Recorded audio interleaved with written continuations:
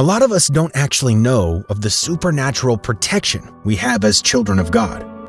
We tend to only associate angels with heaven, and a lot of people have the belief that angels are only in heaven. But I want you to think about what the Bible says in Psalm 34, verse 7, the Amplified Translation.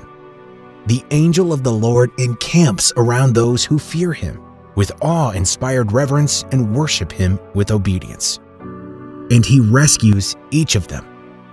Let's look at that word, encamp. To encamp means to set up or occupy a camp. In historical battles, armies would often establish camp for a number of reasons. One of those reasons was for strategic positioning, meaning that an army would set up camp at a chosen site that offered advantages, such as natural barriers, rivers, hills, or forests. By establishing a camp in a favorable location, the army could better control the surrounding territory and maintain a tactical advantage. Now, when the Bible tells us that the angel of the Lord encamps around those who fear him, we're being told that God has strategically placed angels in a favorable location to protect those who fear him.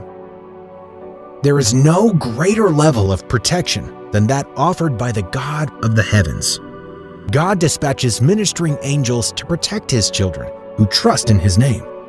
They are a flame of fire that act as a defense against the invisible forces of evil and stand guard against malevolent spirits that seek to do them harm. One thing we should be aware of is that angels are always on assignment. There are many instances where there have been divine interventions. When Daniel came out of the lion's den, here's what he said in Daniel 6, verse 22. My God sent his angel, and he shut the mouths of the lions. They have not hurt me, because I was found innocent in his sight. Nor have I ever done any wrong before you, your majesty. Furthermore, in 2 Kings chapter 6, Elisha and his servant found themselves outnumbered. They saw an army. They saw horses and chariots everywhere. Now, when Elisha's servant panicked, 2 Kings chapter 6 verse 17 says, Then Elisha prayed, O Lord, open his eyes and let him see. The Lord opened the young man's eyes, and when he looked up, he saw that the hillside around Elisha was filled with horses and chariots of fire. God can certainly send his angels to intervene, and we've seen God's hand of protection time and time again throughout the Bible.